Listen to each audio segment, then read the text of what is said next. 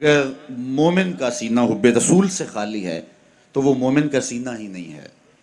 تو ہم اللہ کی توفیق سے اس دولت بیدار سے مالا مال ہیں، تو یہ دولت اپنی نئی نسل میں کیسے منتقل کی جا سکتی ہے جو ہماری ذمہ داری ہے۔ تو اقبال نے کہا کہ نسل نو میں حب رسول کی تخم ریزی کے لیے زود اثر ذرائع میں سے ایک ذریعہ یہ ہے کہ ان کو کثرت کے ساتھ حضور پہ درود و سلام پڑھنے کی ترغیب دو۔ اس کا لازمی نتیجہ یہ ہے کہ ان کے سینوں میں حضور کا پیار جاگے گا۔ درود شریف پڑھنے سے قلب کو راحت بھی ملتی ہے۔ بہت سارے وظائف ہیں جو من کو سنوارتے ہیں اور باطن کی روشنی کا سبب ہیں، لیکن درود ایک ایسا وظیفہ ہے جو باطن کو بھی سنوارتا ہے اور ظاہر کو بھی سنوارتا ہے۔ درود پڑھنے والے کا دل بھی اجلا ہو جاتا ہے، اس کے چہرے پہ بھی نور آ جاتا ہے۔ درود شریف طبع کے اندر شائستگی پیدا کرتا ہے۔ آج بہت سارے لوگ اس بات کی شکایت کرتے ہیں کہ اولادیں ان کے کہے میں نہیں ہیں اور ان کی عادات اچھی نہیں ہیں۔ اگر آپ چاہتے ہیں کہ ان کی طبع میں شائستگی اور جمال پیدا ہو جائے اور ان کی عادات میں حسن اور نکھار آ جائے تو ان کو درود کی تسبیح دو۔ نتیجہ کیا ہوگا کہ ان کی عادتیں خود بخود سنورنا شروع ہو جائیں گی اور آپ چند دنوں کے اندر دیکھیں گے اور ایک اچھے اور پاکیزہ انسان کی صورت میں نشو و نما پا رہے ہیں۔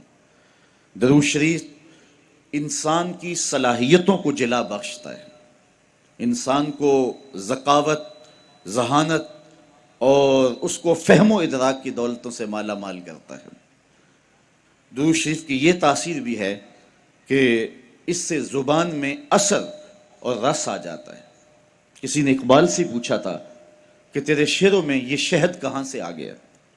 جو سخنور ہیں وہ جانتے ہیں کہ غالب کو اقبال سے بڑا شاعر سمجھا گیا ہے، جو حسن اور جو معاملہ بندی تغزل میں اور تراکیب کے استعمال میں جو حسن وہاں پایا جاتا ہے وہ اسی کا جو ہے وہ خاصہ ہے، لیکن جو عزت، جو تکریم اور جو شان اقبال کا مقسوم ہوئی وہ غالب کا مقدر نہ ہو سکی۔ تو یہ بات کسی نے اقبال سے ہی پوچھا، یہ بات پوچھی کہ حضرت یہ بات سمجھ میں نہیں آتی کہ آپ کے شعروں میں اثر اور شیرینی کہاں سے آئی؟ تو اقبال نے جو جواب دیا وہ سننے کے قابل ہے۔ کہنے لگے کہ میں نے 1.25 کروڑ مرتبہ حضور پہ درود پڑھا ہے، تو اگر حضور پہ درود و سلام پڑھو گے تو تمہارے لہجے میں رس پیدا ہو جائے گا، تمہارے انداز میں مٹھاس پیدا ہو جائے گی اور تمہاری گفتگو کے اندر شہد گل جائے گا اور تمہاری باتوں کی خوشبو پھیلتی چلی جائے گی۔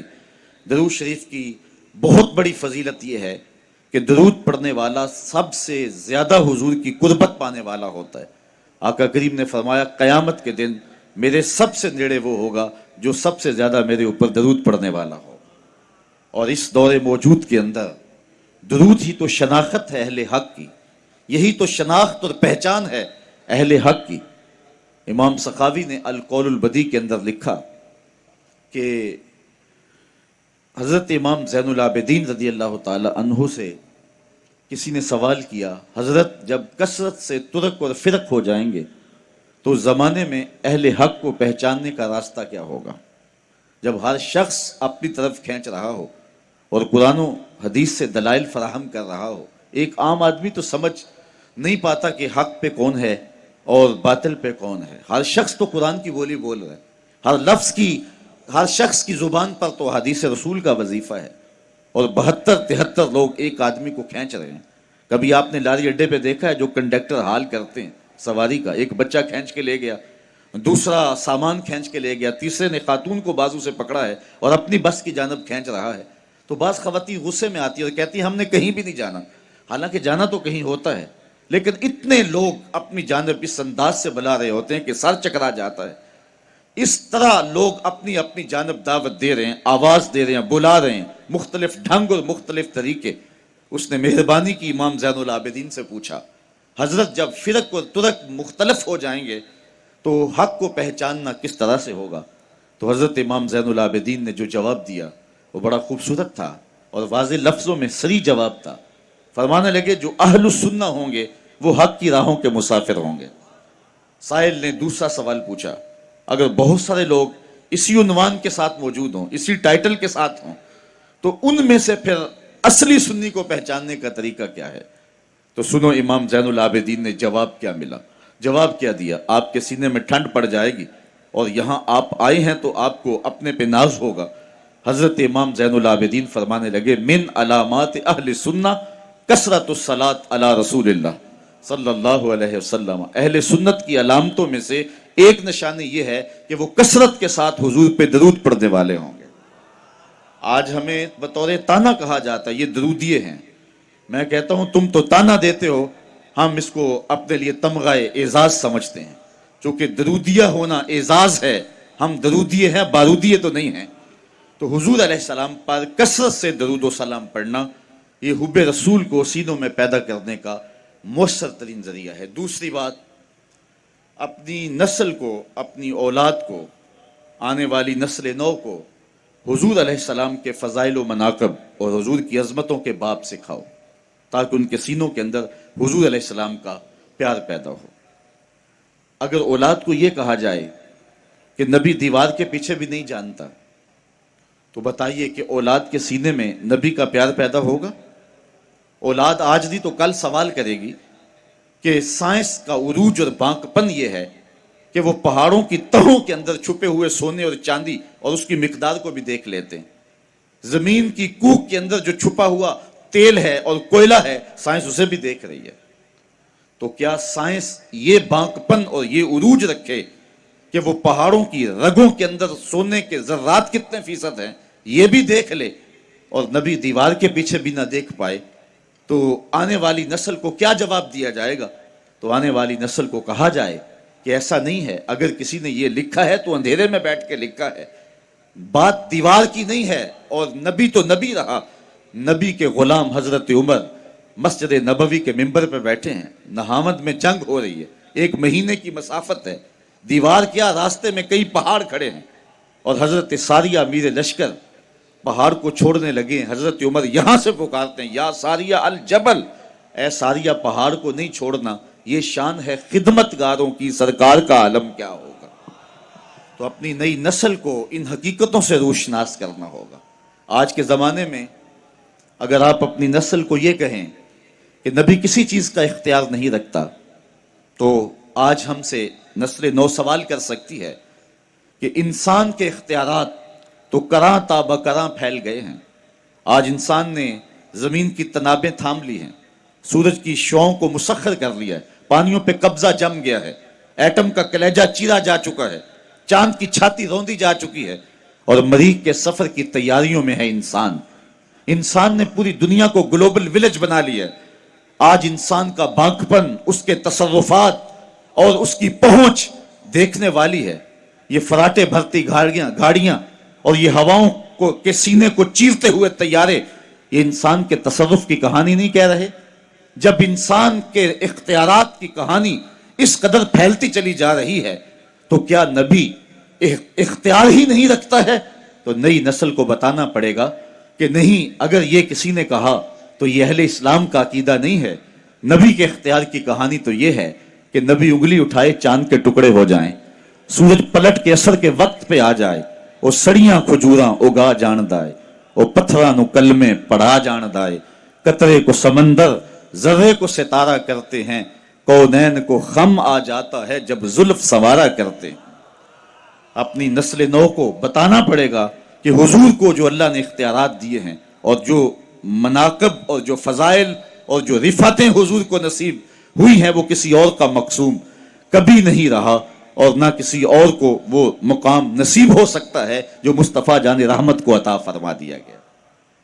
آج جدید ٹیکنالوجی جو آپ کے کوبرا ہیلی کاپٹر کو بھی دستیاب ہے کہ آپ فائر داغ چکے ہیں، آپ میزائل داغ چکے ہیں، پھر آپ کا پروگرام بدل گیا تو آپ بٹن دباتے ہیں تو اس کا ہدف تبدیل کر سکتے ہیں، اس کا رخ موڑ سکتے ہیں، اس کو راستے میں توڑنا چاہے تو توڑ سکتے ہیں۔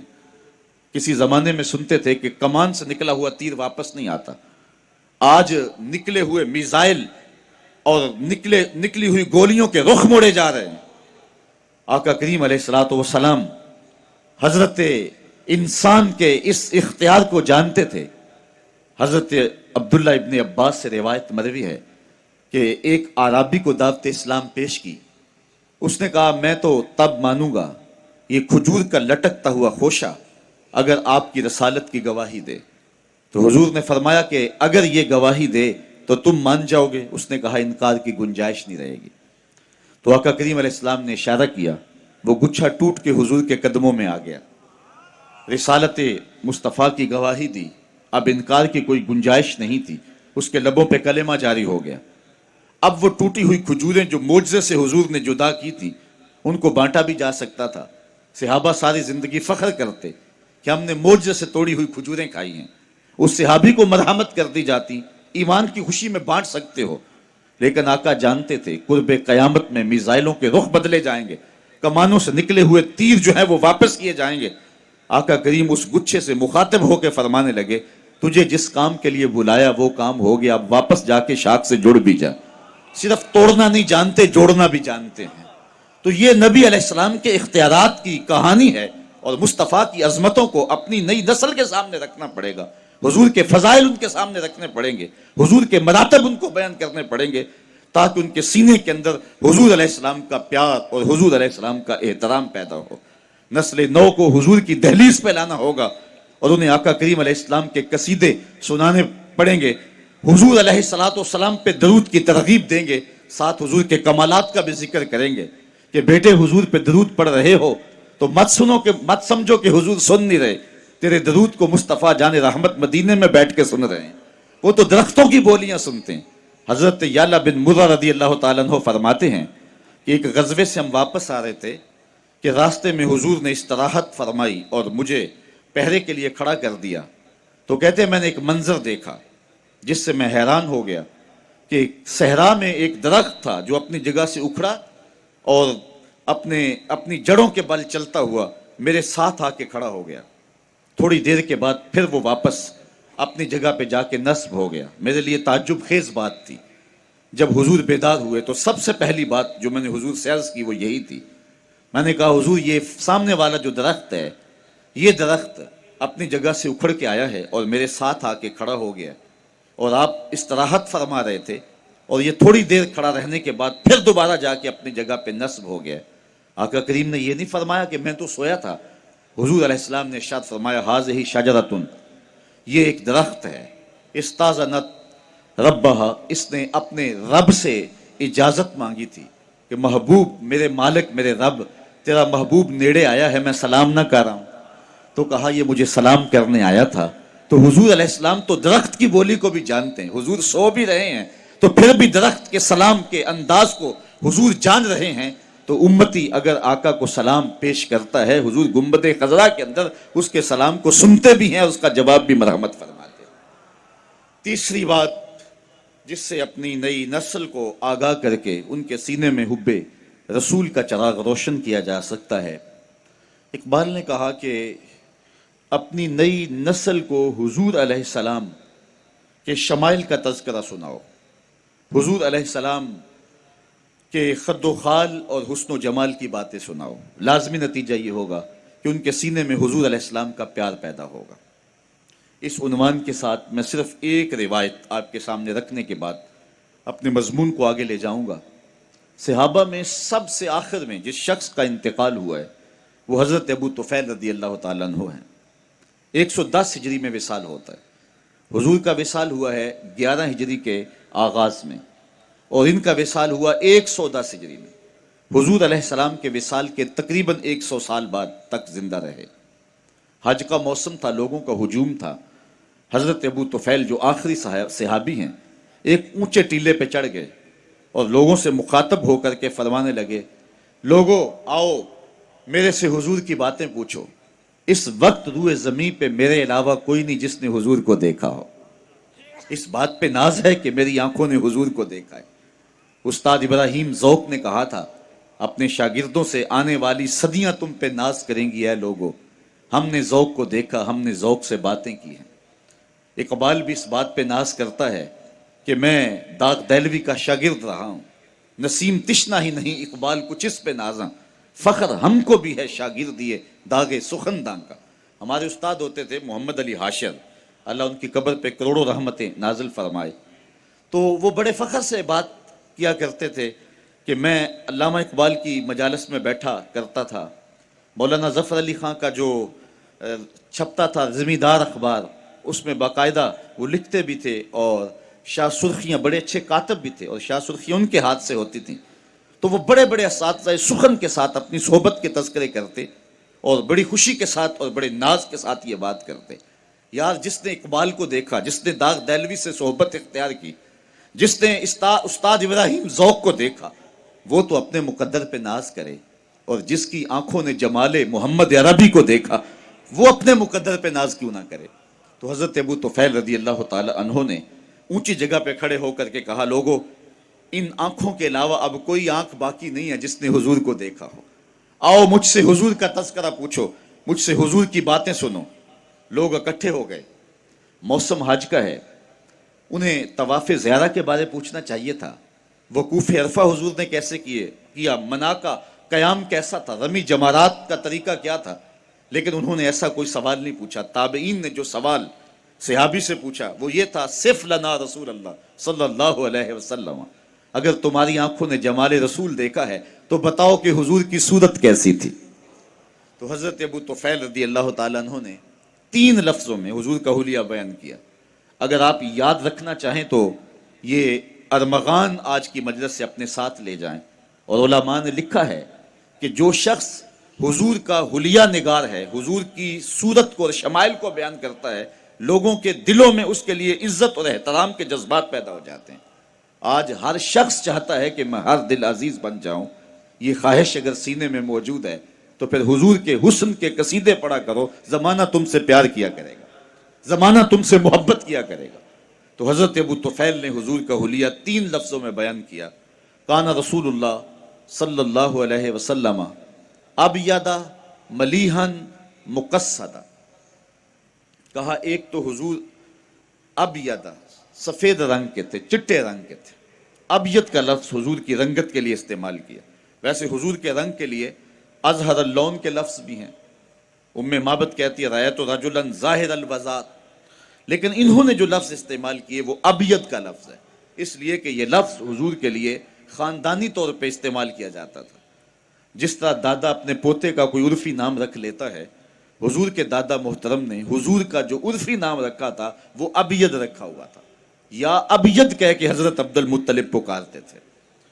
اور ایک زمانہ ایسا بھی آیا کہ قحط پڑ گیا اور بارش نہیں ہو رہی، لوگ حضور کے چچا جناب ابو طالب کے پاس آئے، کہا آپ اولاد اسماعیل سے ہیں تو آپ دعا کریں کہ بارش ہو۔ تو حضور کی عمر غالباً 9 سال تھی، انہوں نے حضور کو اٹھایا اور سین حرم میں لے آئے، اور کعبۃ اللہ کی دیوار کے ساتھ حضور کو یوں کھڑا کیا کہ حضور کی پشت کعبہ کی دیوار کے ساتھ لگ رہی تھی، اور ایسے ہاتھ پھیلا کے کہا مالک اس گوری رنگت والے کے صدقے مین ڈال دے۔ راوی کہتا ہے کہ لوگ گھروں میں پہنچے نہیں تھے کہ چھم چھم می برسنے لگا۔ خیر وقت گزر گیا، جب شاب ابی طالب میں 3 سال کے لیے مسلمانوں کو اور بنو ہاشم کو اذیت کاٹنا پڑی، تو اس وقت حضور کے چچا جو قادر الکلام شاعر بھی تھے، انہوں نے حضور کی شان میں ایک قصیدہ لکھا، اور اس کے اندر یہ شعر بھی لکھا، وَأَبْيَضُ يُسْتَسْقَى الْغَمَامُ بِوَجْهِهِ سِمَالُ الْيَتَامَى عِصْمَةٌ لِلْأَرَامِلِ۔ آج پانی بند کر رہے ہو، آج غلہ نہیں پہنچنے دیتے، اونٹ روک لیتے ہو، یہی وہ میرا گوری رنگت والا بھتیجا ہے جس کے چہرے کو دیکھ کے بادل امٹ کے آیا کرتے تھے، یتیموں کا سہارا ہے اور بیواؤں کا آسرا ہے۔ تو انہوں نے جو لفظ حضور کے لیے استعمال کیا وہ تھا ابیض، تو حضور علیہ السلام کا رنگ سفید تھا، تو کہا کان رسول اللہ صلی اللہ علیہ وسلم ابیض۔ دوسرا لفظ ملیحن، حضور کا حسن نمکین تھا، خود ارشاد فرمایا انا املہ و اخی یوسف اسبہ، میں نمکین حسن والا ہوں اور میرا بھائی یوسف میٹھے حسن والا تھا۔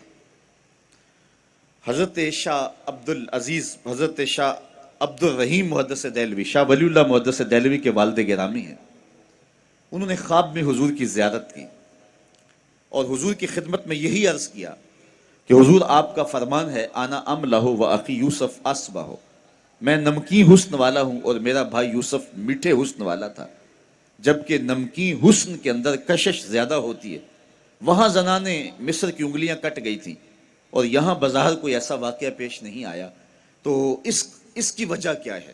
یہ خواب کے اندر حضرت شاہ عبد الرحیم محدث دہلوی نے حضور علیہ السلام سے پوچھا اور آقا کریم نے خواب میں جواب مرحمت فرمایا. اور یہ بات ذہن میں رکھیں کہ جس نے خواب میں حضور کو دیکھا اس نے حضور کو ہی دیکھا. شیوخ الحدیث تشریف فرما، ان سے پوچھئے، کتب حدیث کے اندر متعدد اس مضمون کی حدیث ہیں کہ جس نے خواب میں مجھے دیکھا اس نے مجھے ہی دیکھا. شیطان خواب میں آ کر بھی حضور کی مثل ہونے کا دعویٰ نہیں کر سکتا. جو جاگتے ہوئے دعویٰ کرے وہ تو شیطان کا بھی بابا لگا. یہ ہمت تو شیطان میں بھی نہیں ہے کہ حضور کی مثل ہونے کا دعویٰ کرے. جس نے حضور کو دیکھا اس نے حضور کو ہی دیکھا. دوسری بات یہ بھی ذہن نشین کر لیں کہ جس کے خواب میں حضور تشریف لائے، قصد، ارادے اور مرضی سے تشریف لائے. میں کسی کے خواب میں ہوں، آپ میرے خواب میں آئیں، مجھے پتہ نہیں ہوتا. یہ مجلس سجی ہے، میں محو کلام ہوں. تھوڑی دیر کے بعد مجلس برخاست ہوگی، آپ اپنے گھروں کو لوٹ جائیں گے، میں اپنے گھر چلا جاؤں گا. دوبارہ آنکھوں میں یہ منظر جاگ جائے اور میں آپ کو دیکھوں، آپ کو پتہ نہیں ہوگا ہم اس کے خواب میں گئے. یا آپ مجھے خواب میں دوبارہ گفتگو کرتا ہوا پائیں تو مجھے نہیں پتا ہوگا کہ میں کسی کے خواب میں گیا ہوں. لیکن حضور جس کے خواب میں جائیں قصد، ارادے اور مرضی سے تشریف لے جاتے ہیں. اس حوالے سے تیسری بات یہ بھی ذہن نشین کر لیں، خواب میں کسی سے کچھ وصول کریں تو وہ محض خواب ہوتا ہے. بھوک میں تڑپتے ہوئے سو گئے، خواب کے اندر 5 سٹار ہوٹل سے کھانا کھاتے رہے، صبح ناشتے کی ضرورت ہوگی یا نہیں ہوگی؟ یقیناً ہوگی، اس لیے کہ خواب میں کھایا ہے اور وہ حقیقت پر مشتمل نہیں ہے. دولت کے خواب دیکھتے سو گئے، لاٹری نکل گئی، نکل آئے، کروڑ پتی ہو گئے. صبح ہوں گے تو کنگال کے کنگال. وہ کیا، کسی نے کہا 100 بار میرے ہاتھوں میں تیرا دامن آیا، جب آنکھ کھلی تو اپنا ہی گرے بان تھا. کچھ نہیں ہوتا، خواب محض خواب ہوتا ہے. لیکن اگر خواب میں اللہ کے رسول کچھ عطا کر دیں تو یہ امام بوسیری سے پوچھو، رات چادر ملتی ہے، صبح اٹھتے ہیں کندھوں پہ موجود ہوتی ہے. اگر حضور عطا فرماتے ہیں تو حقیقت میں عطا فرماتے ہیں. امام سخاوی لکھتے ہیں کہ ایک شخص حضور کے روضے پہ حاضر ہے اور کہتا کہ انا ضیفوں کا، حضور میں آپ کا مہمان ہوں، آپ کے ہوتے ہوئے کسی اور دہلیز پہ نہیں جانا. آقا جی میں تیرا ہو کے خیر منگا در دردہ، مریل کتا کیوں اخواما ایڈے بختہ مردہ. اور میرے امام بولے کون دیتا ہے دینے کو منہ چاہیے، دینے والا ہے سچا ہمارا نبی. کوئی دیتا بھی تو نہیں، اور چند ٹکڑے اگر جولی میں ڈال بھی دے تو ساری زندگی جتلاتا رہے گا. یہاں عارف عبد المتین نے حد کر دی. اور جتنے بھی سہارے ہیں سبک کرتے ہیں. عزت نفس بڑھاتا ہے سہارا تیرا، ہر آسرا کمزور کرتا ہے لیکن نبی کا آسرا سر بلند کر دیتا ہے. اس لیے میرے امام مشورہ دیتے ہیں ٹھوکریں کھاتے پھرو گے ان کے در پہ پڑ رہو. قافلہ تو اے رضا اول گیا آخر گیا. وہ کھڑا ہی حضور کی دہلیز پہ اور کہتا کہ آنا ضیفوں کا، حضور میں آپ کا مہمان ہوں. یہ کہتے ہوئے آنکھ لگ گئی، دیکھا کہ حضرت عمر رضی اللہ تعالیٰ عنہ اور مولا کائنات سید علی المرتضیٰ رضی اللہ تعالیٰ عنہ جلوہ فراز ہوئے. کہا ٹھہر حضور آ رہے ہیں. کہتا تھوڑی دیر کے بعد حضور تشریف فرما ہوئے تو دائیں ہاتھ میں روٹی تھی، مجھے عطا کرتے ہوئے فرمایا لے لے. کہتے ہیں بھوک اتنی لگی تھی کہ میں نے خواب میں کھانی شروع کر دی. ابھی آدھی ہی کھائی تھی کہ میری آنکھ کھل گئی. جب آنکھ کھلی تو دوسرا آدھا ٹکڑا میرے ہاتھ میں موجود تھا. اگر حضور عطا فرمائیں تو حقیقت میں عطا فرماتے. چوتھی بات، حضور نے ارشاد فرمایا من رآنی فی المنام فسیرانی فی الیقظہ، جس نے مجھے خواب میں دیکھا ان قریب جاگتے بھی دیکھ لے گا. علماء کہتے ہیں اگر ساری زندگی نہ دیکھ سکا، جب سانس ٹوٹ رہی ہوگی رخ محبوب سامنے ہوگا. اور اگر اس وقت حضور کا دیدار ہو جائے تو چاہیے بھی کیا، سوکھا نکلے سا ظہوری جے ویخ لواں مکھ تیرا. اگر اس وقت حضور کا جمال جہاں آ رہا نظروں کے سامنے آ جائے تو اور کیا چاہیے. تو شاہ عبد الرحیم محدث دہلوی شاہ ولی اللہ کے والد کہتے ہیں میں نے خواب میں حضور کی زیارت کی اور یہ سوال کیا حضور آپ کا فرمان ہے کہ میرا حسن نمکین ہے اور جناب یوسف کا حسن میٹھا تھا، وہاں زنان مصر کی انگلیاں کٹ گئیں اور یہاں ایسا کوئی واقعہ پیش نہیں آیا، تو اس کی کیا وجہ ہے؟ تو آقا کریم نے ارشاد فرمایا جمالی مستور عن اعین الناس غیرۃ من اللہ. اے عبد الرحیم، اللہ نے غیرت محبت کی وجہ سے میرے حسن کو لوگوں کی نظروں سے چھپا کے رکھا ہے. کوئی محب نہیں چاہتا کہ میرا کوئی محبوب دیکھے. وہ قتیل شفائی نے کہا تھا نا اس حد تلک بڑھ گئی ہے بے اعتمادی. اگر آپ کی توجہ ہو، چونکہ ہمارا جو شعر کا ذوق ہے وہ بھی بہت عجیب ہو گیا ہے، بٹن تاں کر دیتے ٹھاں کر دے، اس لیے جو ہے وہ تھوڑی سی آپ کو میری جانب توجہ دینی ہوگی. کتیل شفائی کا یہاں لہجہ دیکھیے کہ اس حد تلک بڑھ گئی ہے بے اعتمادی، اس حد تلک بڑھ گئی ہے بے اعتمادی کہ تجھ کو تجھ سے بھی چھپانا چاہتا ہوں۔ تو محبت کا تقاضا یہ ہے کہ محبوب کو کوئی نہ دیکھے، کہا جمالی مستور ان اعین الناس غیرۃ من اللہ، غیرت محبت کی وجہ سے اس نے میرے حسن کو، میرے جمال کو لوگوں کی نگاہوں سے چھپایا ہوا ہے۔ اور صوفیاء فرماتے ہیں 70,000 بشریت کے پردے جمال مصطفیٰ پہ ہیں، اور اگر وہ پردے اٹھ جائیں تو کوئی تاب نہ لا سکے، بلکہ بزرگ فرماتے ہیں کائنات پگھل جائے اگر پردے اٹھ جائیں حضور، تو کوئی تاب ہی نہیں لا سکتا۔ حضرت حسان بن ثابت رضی اللہ تعالیٰ عنہ فرماتے ہیں فلما نظرت الى انوارہ فودعت کفی علی عینی خوفا من ذہاب بصری، جب میں حضور کے جمال جہاں آرا کو دیکھتا تھا تو میں آنکھوں پہ انگلیاں رکھ لیتا تھا اور انگلیوں کی اوٹ سے حضور کا دیدار کرتا تھا کہ آقا کریم کے جلووں کی تابش سے میری آنکھوں کی بینائی نہ جاتی رہے۔ یار یہ کون کہہ رہے؟ حسان بن ثابت رضی اللہ تعالیٰ عنہ۔ اور آپ جانتے ہیں کہ حضرت حسان بن ثابت شاعر ہیں، اور شاعر حسن دیکھنے میں بڑا دلیر ہوتا ہے، اور وہ دلیر شخص بھی یہ حسن دیکھے جو چھپا ہوا ہے تو آنکھوں پہ انگلیاں رکھ کے دیکھے، اور اگر یہ حسن بے نقاب ہوتا تو کیا ہوتا؟ یہی بہتر ہے کہ وہ پردے میں رو پوش رہے، وہ اگر پردہ اٹھا دے تو کسے ہوش رہے۔ اور مولانا حسن رضا فاضل بریلوی نے کیا خوب کہا تھا، وہ اگر جلوہ کریں تو کون تماشائی ہو۔ تو اللہ نے محبوب کے حسن کو لوگوں کی نگاہوں سے چھپا رکھا ہے، لیکن اس کے باوجود بھی جلووں کی تاب کوئی نہیں لا سکتا ہے۔ اعلیٰ حضرت کا تضاد کا ایک شعر ہے، ولی دکنی سے لے کر کے غالب اقبال تک اور اس دور تک تضاد کا اس پائے کا شعر ہم نے نہیں دیکھا ہے۔ کیا خوب کہا اعلیٰ حضرت نے کہ حسن یوسف پہ کٹی مصر میں انگشت زنا، سر کٹاتے ہیں تیرے نام پہ مردان عرب۔ اللہ اکبر، ذرا دیکھیے ذوق۔ حسن یوسف پہ کٹی مصر میں انگشت زنا، 6 چیزیں۔ مصر کی عورتوں نے جمال یوسفی کو دیکھ کر کے ان کی انگلیاں کٹ گئیں، اور ادھر کیا ہے؟ ادھر حسن ہے، ادھر صرف نام ہے۔ ادھر انگلیاں ہیں، ادھر سر ہیں۔ وہ انگلیاں بھی عورتوں کی اور یہ سر بھی مردوں کے، وہ عورتیں بھی مصر کی اور یہ مرد بھی عرب کے۔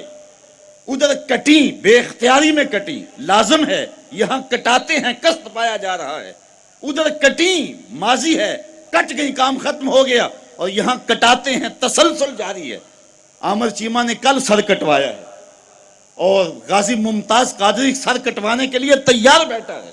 حسن یوسف پہ کٹی مصر میں انگشت زنا، سر کٹاتے ہیں تیرے نام پہ مردان عرب۔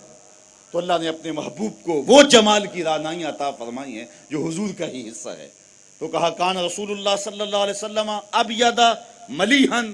تیسری بات، مقصدہ۔ مقصد کا معنی متوازن۔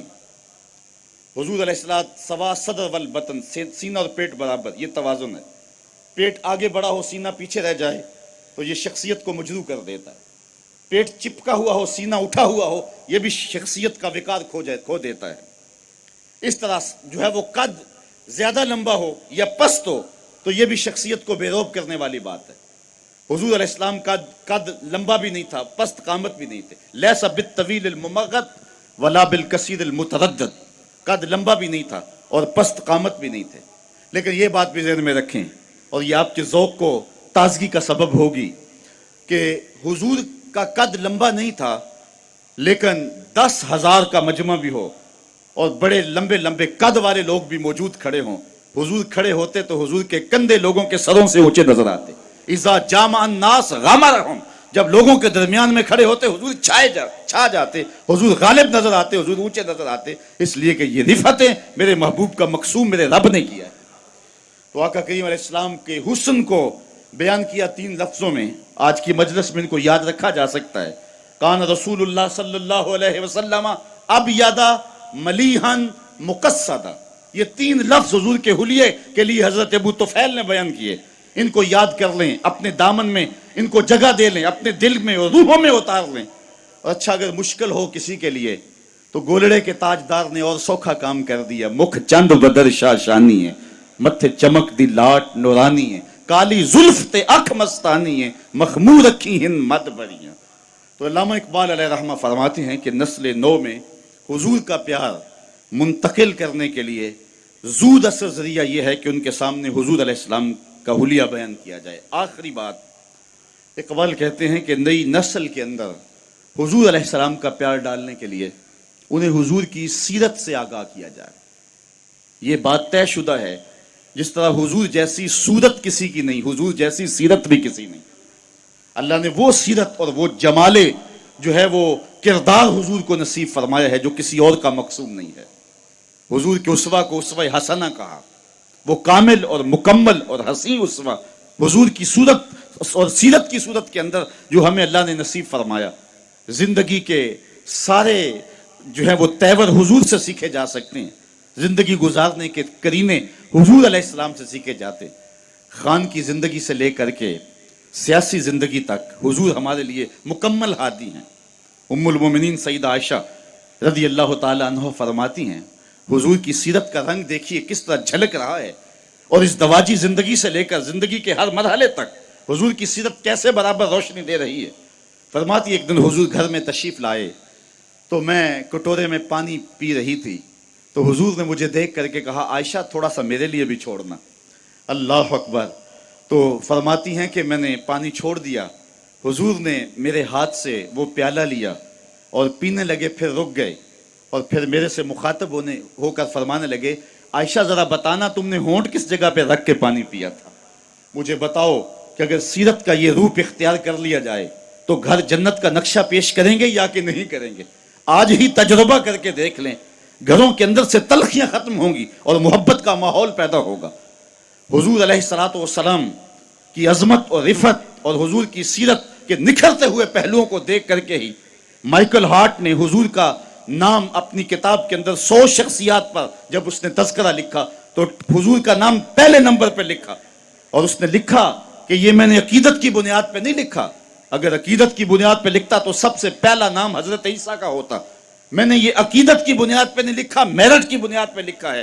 سچی بات یہ ہے، کائنات میں محمد عربی جیسا کوئی دوسرا شخص ہی موجود نہیں۔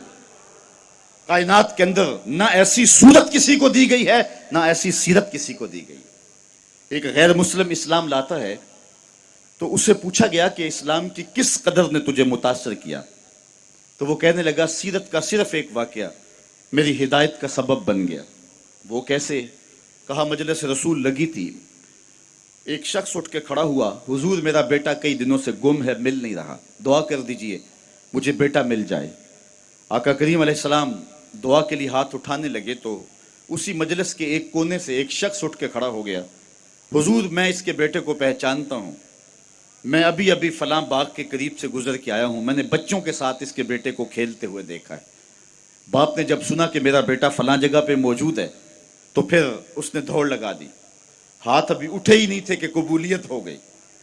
تو حضور علیہ السلام نے فرمایا سے بلاؤ، بلایا گیا، کہا بہت جلدی ہے؟ جی حضور، آپ جانتے ہیں ایک باپ کے جذبات کیا ہوتے ہیں۔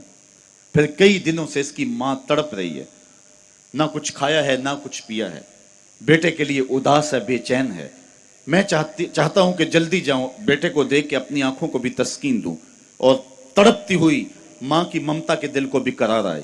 فرمایا ضرور جاؤ، میں تجھے روکتا نہیں، نہ اس لیے بلایا ہے، تمہیں بلانے کا ایک مقصد تھا۔ جی حضور ارشاد کیجئے۔ فرمایا جب باغ کے کنارے جاؤ اور بچوں کے ساتھ اپنے بیٹے کو کھیلتا ہوا دیکھو تو بیٹے کو بیٹا بیٹا کہہ کے آوازیں نہ دینے لگ جانا، اس کا جو نام رکھا ہے اس نام سے پکارنا۔ عرض کی حضور میرا بیٹا ہے، اگر بیٹا کہہ کے پکاروں تو حرج بھی کیا ہے؟ فرمایا تم کئی دنوں سے بچھڑے ہو، تمہارے لہجے میں بلا کا رس ہوگا، اور تم نہیں جانتے، ہو سکتا ہے کھیلنے والوں میں کوئی یتیم بھی کھیل رہا ہو، اور جب تم اپنے بیٹے کو بیٹا کہہ کے پکارو گے اس کے جذبات مجروح ہوگے، کلیجے پہ چھریاں چل جائیں گی۔ آج میرا باپ ہوتا تو مجھے بھی بیٹا کہہ کے پکارتا۔ تو آقا کریم علیہ السلام نے فرمایا یہ شوق گھر جا کے پورا کر لینا، لیکن بچوں کے سامنے، جن بچوں کو تم نہیں جانتے ہو، اپنے بیٹے کو بیٹا کہہ کے بھی نہیں پکارنا۔ یہ شریعت اسلامیہ کا مزاج ہے۔ بیوہ کے سامنے اپنی بیوی سے پیار نہ کرو، غریب کے سامنے اپنی دولت کی نمائش نہ کرو۔ میرے حضور نے یہاں تک ارشاد فرمایا اپنے گوشت کی خوشبو سے غریب ہمسائے کو تکلیف نہ دو، یا تو تھوڑا سا پانی زیادہ ڈال لو اور شوربے کی ایک پیالی ہمسایوں کے گھر بھی بھیج دو۔ اگر ایسا نہیں کر سکتے تو ایسے زاویے اور ایسے وقت میں کھانا پکاؤ جب غریب کے بچے سو چکے ہوں۔ اگر مزدور کے بچے ضد کر بیٹھے اور ان کا بوڑھا باپ اور مزدور اور غریب باپ ان کی ضد کو پورا نہ کر سکا، ان بلکتے ہوئے بچوں کو چپ کون کروائے گا؟ وہ کیا کسی نے کہا تھا دوپہر کو سلا دیتی ہے بچوں کو وہ اس ڈر سے گلی میں پھر کھلونے بیچنے والا نہ آ جائے۔ کبھی ہم نے ان لوگوں کے درد کو بھی سمجھا؟ ہم نے کبھی سیرت کے ان پہلوؤں پہ بھی غور کیا؟ آج ہم اپنی بیٹی کی شادی کرتے ہیں تو اس کا جہیز چارپائیوں پہ بچھا دیتے ہیں، اور ہمارے دیہاتوں میں رواج ہے کہ خاتون کو کہتے ہیں کہ جاؤ پورے محلے میں، پوری بستی میں جا کے ڈھنڈورا دے دو کہ بیٹی کا جہیز دیکھ جاؤ۔ یار دیا تو اپنی بیٹی کو ہے اور تحفہ دے رہے ہیں، لوگوں کیوں دکھلا رہے ہیں؟ صرف داد وصول کرنے کے لیے۔ ملک صاحب نے، خان صاحب نے، چودھری صاحب نے حد کر دی، کمال کر دی، بڑا دیا، اپنی بیٹی کا گھر بھر دیا۔ یار تم نے تو داد وصول کر لی، چوپالوں میں، بیٹھکوں میں تذکرہ بھی چلا، تندوروں پہ عورتیں باتیں بھی کرنے لگی، تمہارے نام کے جھنڈے بھی گڑ گئے، لیکن تم نے نہ سوچا تمہاری بیٹی کا جہیز دیکھنے کے لیے یتیم بچیاں بھی آئیں، تمہاری بیٹی کا جہیز دیکھنے کے لیے اس بوڑھے مزدور کی بیٹیاں بھی آئیں جو صبح اٹھ کر کے مزدوروں والے اڈے پہ جا کے بیٹھ جاتا ہے اور اس کو بوڑھا سمجھ کے کوئی قبول نہیں کرتا، اور وہ کہتا ہے مجھے 10 روپے کم دے دینا، مجھے ساتھ لے جاؤ، لیکن اس کو کوئی ساتھ لے جانے کے لیے تیار نہیں ہوتا۔ جب دھوپ خوب چمک پڑتی ہے اور اسے مایوسی ہوتی ہے کہ اب کوئی لینے نہیں آئے گا، تو وہ ڈبہ لٹکا کر کے روٹی والا گھر جب واپس پلٹتا ہے تو کوئی جانتا ہے اس کے قدم کتنے بوجھل ہوتے ہیں؟ آج وہ اپنی بیوی کو گھر سے نکلتے کہہ کے آیا تھا کہ جو رقم ملے گی اس کا آٹا لے کر کے آؤں گا، اس کا گھی لے کر کے آؤں گا۔ آج وہ خالی ڈبہ روٹی کا واپس جب پلٹا کے لے جا رہا ہوتا ہے، اس کے لیے گھر کی دہلیز نہیں ہوتی، پل سرات ہوتی ہے، اور اندر لوگوں کے کپڑے سی سی کے اور لوگوں کے گھروں کے برتن مانج مانج کے اپنے جہیز کی چیزیں بنانے والی بیٹیاں جب اپنے باپ کو یوں آج بھی خالی آتا ہوا دیکھتی ہیں تو جو کچوکے ان کے دل پہ لگتے ہیں اس کا مداوع کس کے پاس ہے؟ تم نے تو داد وصول کر لی، لیکن تمہاری بیٹی کا جہیز دیکھنے کے لیے اس مزدور کی بیٹیاں بھی گئیں۔ تارا ٹوٹتا سب نے دیکھا، یہ نہ دیکھا ایک نے بھی، کس کی آنکھ سے آنسو ٹپکا، کس کا سہارا چھوٹ گیا۔ کاش کہ ان درد مندوں کا بھی ہم نے حال پوچھا ہوتا اور ان دکھیوں کے رشتے ہوئے زخموں پر بھی ہم نے مرہم رکھی ہوتی اور حضور کی سیرت کے پیغام کو ہم نے سمجھا ہوتا، اور ہم اپنی معاشرت اور اپنے ارد گرد کے ماحول کے اندر ان چیزوں کو، اپنے محلے اور اپنی گلی کے اندر ان چیزوں کو دیکھا ہوتا۔ صاحب رات کی تنہائی کے اندر غریب کے گھر میں جا کے جو ہے وہ پیسے پھینک آنا، یہ بہت مشکل کام ہے، اس سے معاشرے میں داد نہیں ملتی ہے، لوگ جو ہے وہ اخبارات میں اشتہار نہیں چھپاتے ہیں، یہ مشکل کام ہے، اس لیے انسان اس مشکل گھاٹی نہیں چڑھتا ہے۔ اللہ تعالیٰ سورۃ البلد میں ارشاد فرمایا فَلَقْتَحَمَ الْعَقَبَةَ وَمَا أَدْرَاكَ مَا الْعَقَبَةُ فَكُّ رَقَبَةٍ، اللہ اکبر، او اطعام فی یوم ذی مسغبہ، یہ مشکل گھاٹی ہے، کسی پھنسے ہوئے کی گردن چھڑانا ہے، کسی لاچار کے کام آنا ہے، کسی دکھی کے کام آنا ہے۔ میرے اور آپ کے آقا و مولا حضور ختمی المرتبت صلی اللہ علیہ وآلہ وسلم عید پڑھنے جا رہے ہیں، راستے کے اندر ایک یتیم بلکتا بچہ دیکھا، حضور رک گئے، سر پہ شفقت کا ہاتھ رکھا، پوچھا بیٹے آج عید کا دن ہے تم رو رہے ہو؟ کہا میرا باپ فلاں غزوے میں شہید ہو گیا، میری ماں کا سایہ بھی سر پہ نہیں، بھری دنیا میں یہاں میرا کوئی نہیں ہے، دیوار کے ساتھ لگ کے بلک رہا ہے، عیدگاہ میں انتظار ہو رہا ہے، ہزاروں لوگ منتظر ہیں۔ آقا کریم نے دل جوئی یتیم کو، یتیم کی دل جوئی کو اتنا مقدم سمجھا کہ اس کو لے کے واپس گھر آئے اور آ کے کہا کہ اس کو لباس دیا جائے، اس کو کھانا کھلایا جائے، اور اس کو جیسا حسنین کریمین کو لباس دیا گیا تھا ایسا اس بچے کو پہنایا گیا، کھانا کھلایا گیا۔ حضور نے احساس محرومی دور کرنے کے لیے مزید اس کے سر پہ شفقت بھرا ہاتھ رکھا اور مسکراتے ہوئے فرمایا کیا بیٹا تو اس بات کو پسند نہیں کرتا کہ محمد تیرا باپ لگے، عائشہ تیری ماں لگے اور فاطمہ تیری باجی لگے؟ اس نے کہا یہ رشتے مل جائیں تو اور کیا چاہیے؟ کہا آج کے بعد یہ تیرے رشتے ٹھہرے۔ ایک انگلی سے حسنین کو لگایا ہے، ایک انگلی سے وہ یتیم بچہ ہے۔ حضور عیدگاہ کی طرف بڑھ رہے ہیں، اور بھی بچے اپنے ماں باپ کے ساتھ جا رہے ہیں۔ یہ یتیم زبان حال سے کہتا ہے تھا تو یتیم، لیکن یتیمی کا مزہ آ گیا، مصطفیٰ کی انگلی تھام کے جا رہا ہوں۔ تو حضور علیہ السلام کی سیرت جب نسل نو کے سامنے رکھیں،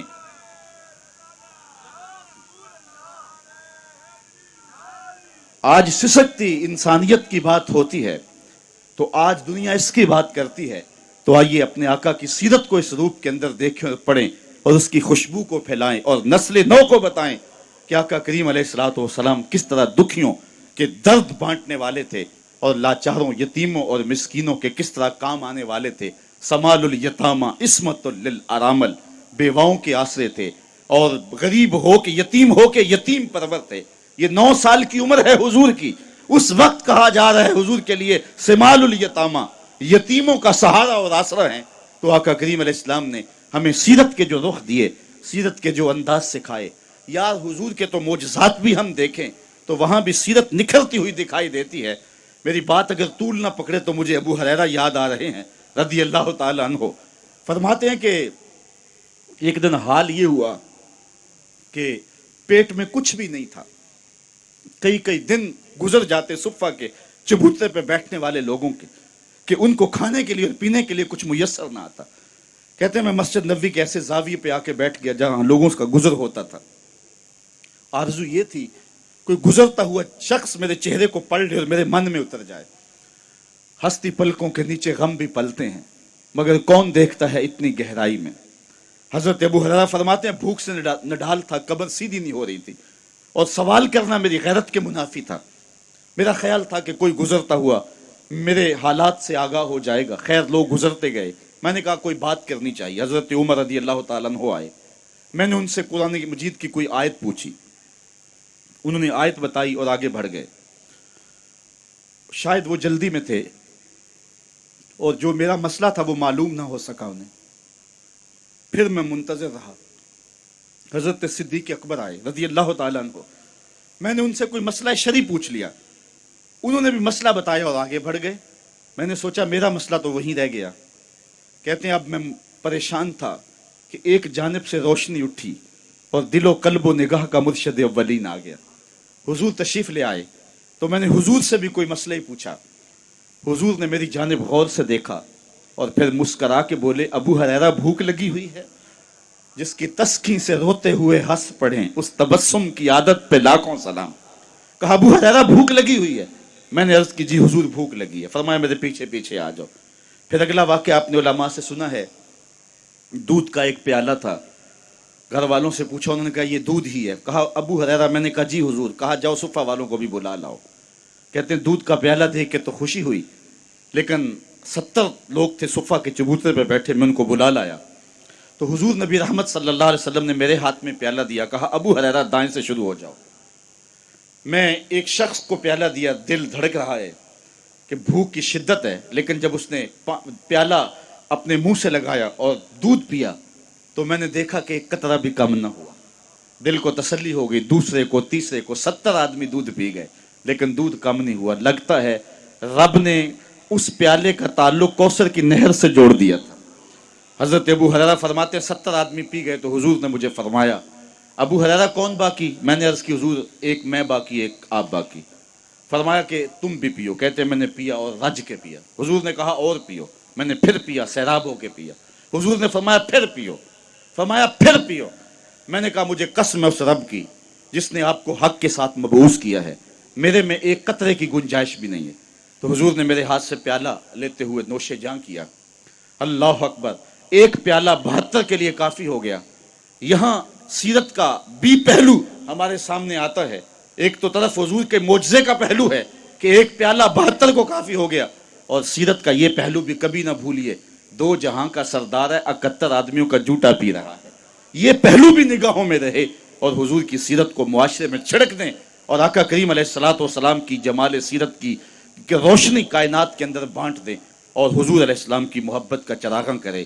اقبال کہتا ہے اگر تم چاہتے ہو کہ حضور علیہ السلام کا پیار نئی نسل کے اندر منتقل کیا جائے تو پھر یہ کام تمہیں کرنے پڑیں گے کہ ان کو کثرت سے درود پڑھنے کی ترغیب دی جائے گی, حضور کے حسن و جمال کا تذکرہ سنایا جائے گا, اور حضور کی سیرت کی خوشبو ان تک پہنچائی جائے گی. اور میں کہتا ہوں حضور کے مناقب اور فضائل کی کہانی ان تک پہنچائی جائے گی, رکھی جائے گی, اور عظمت مصطفیٰ کے قصیدے ان کے سامنے رکھے جائیں گے. یہ محافل نعت اور یہ مجالس نور اور یہ محافل میلاد نئی نسل کے اندر جو ہے وہ حب رسول کو داخل کرنے کا زود اثر ذریعہ ہے, اور ان کے نتائج اگر ہم حاصل کر پائیں اور ان کو ہم مؤثر انداز سے منعقد کریں, اور ہماری محافل کے اندر جو کچھ چیزیں شامل ہو گئی ہیں جو اس کی روح کو مسخ کر رہی ہیں ان کو دور پھینکیں, اور پھر اس سے زود اثر نتائج حاصل کر کے حب رسول کے چراغاں نئی نسل کے اندر کیا جا سکتا ہے۔